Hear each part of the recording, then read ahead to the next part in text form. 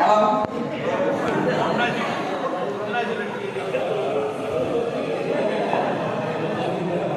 સર્વને નમસ્કાર મિત્રો. સૌપ્રથમ તો તમને કહું આ જે આધ્યાત્મિક જે પ્રણાલી છે આપણે ભારતીય, અને આ જે પ્રવેશ આપણા મોડ્યુલની અંદર કે અભ્યાસક્રમની અંદર કરે છે એ ખૂબ આનંદની વાત છે.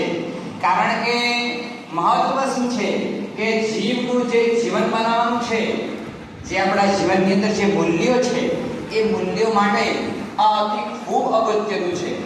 માટે આને ટાળી ન દેતા થોડો પણ વિસ્તારથી આનું વર્ણન બાળકો આગળ પણ જ્યારે સમય મળે ત્યારે આપણે મૂલ્યો પણ સાથે પાઠને આધારે આપણા શીખવતા જઈશું.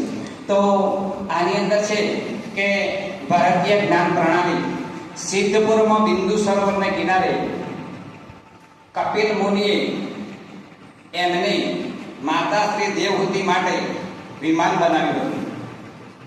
આપણા આર્ષ ગ્રંથો રામાયણ અને મહાભારતમાં પણ વાહનોનો ઉલ્લેખ કરવામાં આવ્યો છે.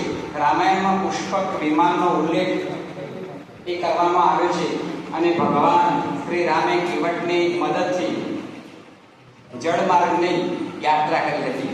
તેમજ મહાભારતમાં વિવિધ વાહનો અને રથનો ઉલ્લેખ એ કરવામાં આવ્યો છે.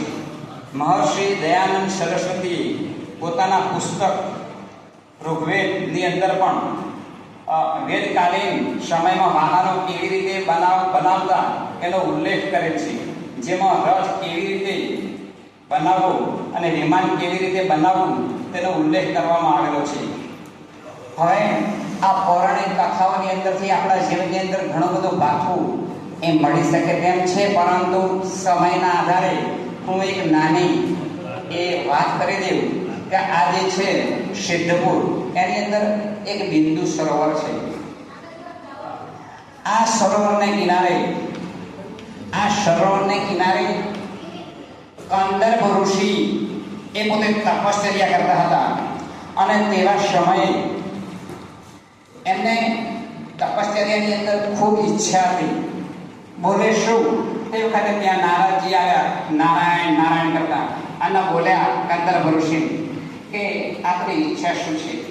ત્યારે એમણે ઈચ્છા દર્શાવી કે મારા માતા પિતાની ઈચ્છા છે કે તમે લગ્ન કરો.